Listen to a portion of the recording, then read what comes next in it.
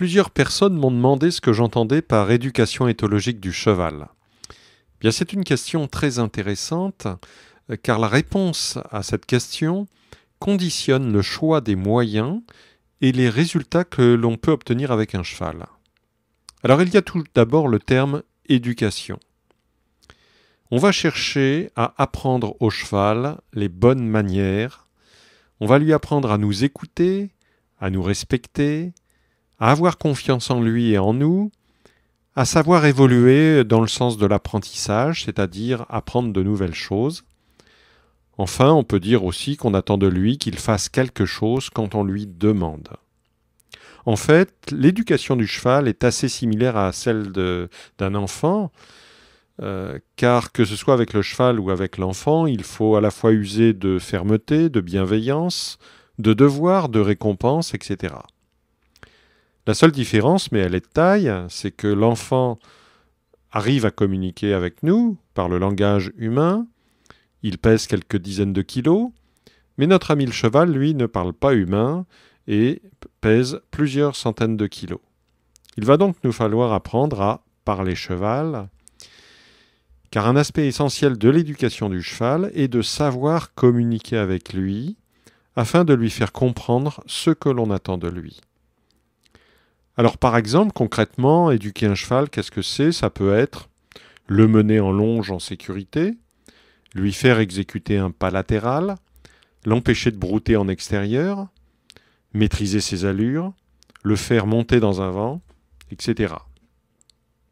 Alors éthologique, le terme éthologie nous vient du grec.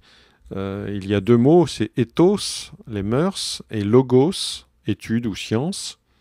Et donc éthologie, ça signifie littéralement la science des mœurs.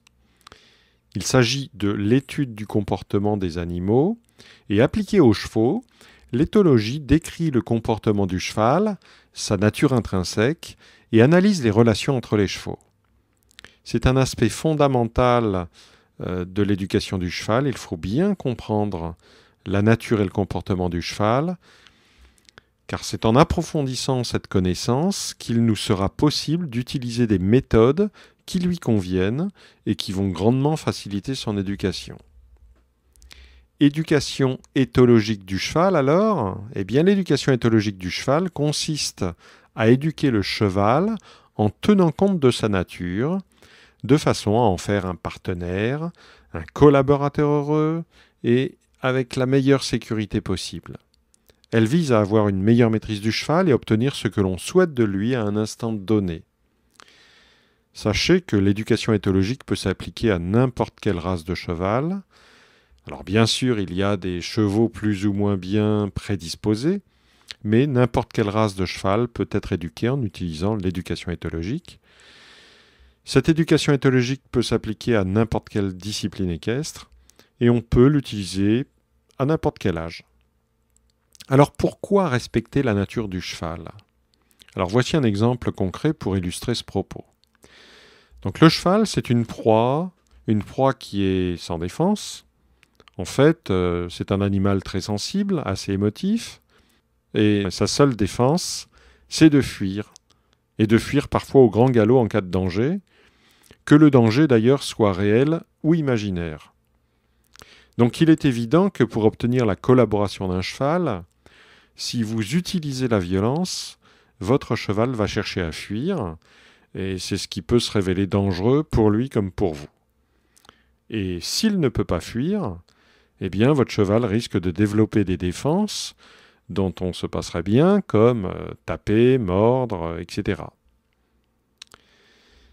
Alors nous verrons ultérieurement qu'un aspect très important de l'éducation du cheval est de lui apprendre à gérer et à dominer ses peurs.